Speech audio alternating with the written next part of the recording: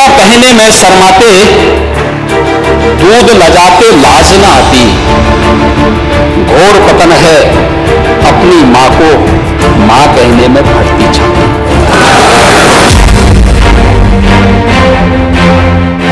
सत्रह के पहले क्या था, पुलिस भागती थी और अपराधी दौड़ाते थे।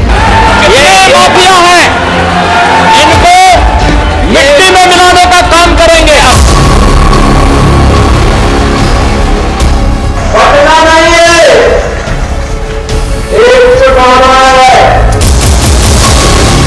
मुझे लगता है कि उन्होंने जो कहा कि युवाओं को जाति में, धर्म में, क्षेत्रों में नहीं बंटना चाहिए। भारत की युवता में वो चाणक्य के वंशज हैं। गर्व से कहो हम हिंदू हैं।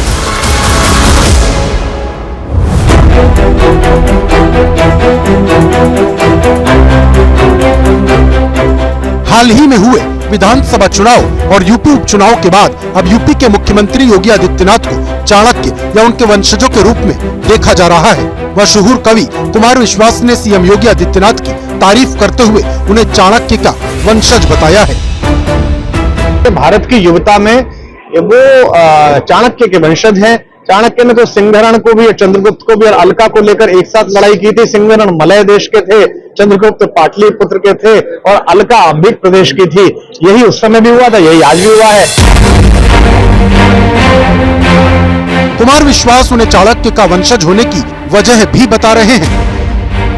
मुझे लगता है कि उन्होंने जो कहा कि युवाओं को जाति में, धर्म में, क्षेत्रों में नहीं बंटना चाहिए, यही उनका उद्घोष है कि छात्र अपनी शक्ति पहचाने, वे भारतीय होकर, राष्ट्रवादी होकर इस राष्ट्र के निर्माण में लगे। इलाहाबाद सेंट्रल यूनिवर्सिटी के दीक्षांत समारोह में सीएम योगी आदित्यनाथ के हाथों मानद उपाधि मिलने से उत्साहित मशहूर कवि ने जो कुछ कहा, अगर उसके मायने समझे जाएं, तो हाल के महाराष्ट्र चुनाव और यूपी के उपचुनाव में बीजेपी की जीत में वो बड़ी भूमिका निभाते नजर आए थे।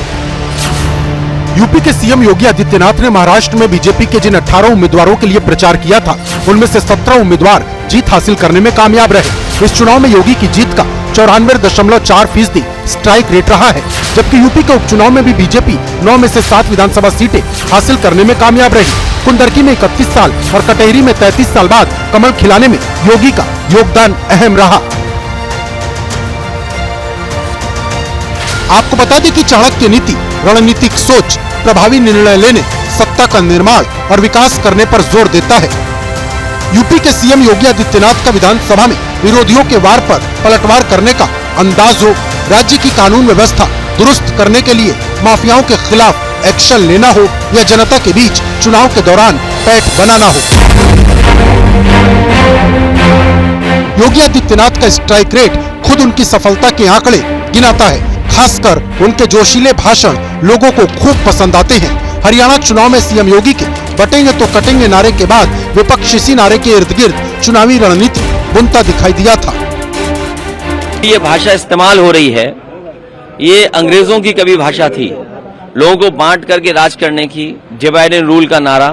वही लोग इस तरह का नारा दे रहे हैं, वही इस तरह की भाव रख रहे हैं, भावना रख रहे हैं। हाल के चुनाव में शानदार प्रदर्शन करने के बाद योगी की उपयोगिता और कद पहले से कहीं ज्यादा बढ़ता दिख रहा है।